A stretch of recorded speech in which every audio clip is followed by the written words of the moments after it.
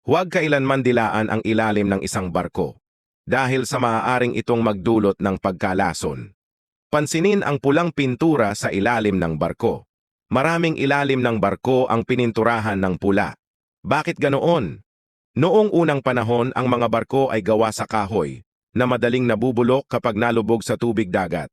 Upang maiwasan ito, ang mga matatalinong tao ay nagsimulang pintahan ang ilalim ng mga barko upang maging hindi tinatablan ng tubig.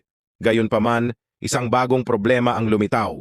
Isang malaking bilang ng mga barnacle, algae, at iba't ibang mikrobyo ang nagsimulang dumikit sa ilalim ng barko.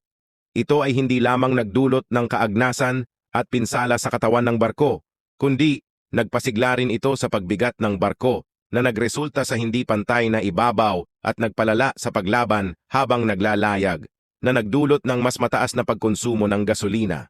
Upang malutas ang problemang ito, unang ikinabit ng mga tao ang mga tanso na plaka sa ilalim ng mga barko, ngunit ito ay magastos, nagdagdag ng bigat at nangangailangan ng regular na pagpapalit.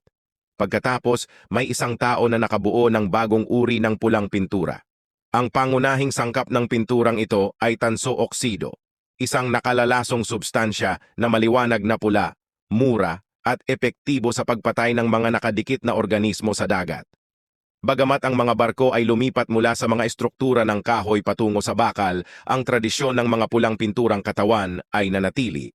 Ang pulang patong na ito ay hindi lamang nagsisilbing proteksyon para sa katawan ng barko, kundi naglilikha rin ng natatanging tanawin sa karagatan. Gayunpaman, ang pulang proteksyon na patong na ito ay hindi permanente. Dahan-dahan itong natutunaw at nahuhulog sa tubig. Sa makatuwid, kailangan ng malalaking barko na umani. Kung nagustuhan nyo itong video nato mga master, ay inaanyaan ko kayong mag-follow at mag-like sa page kung more facts mga master para updated ka sa mga video na ina-upload ko.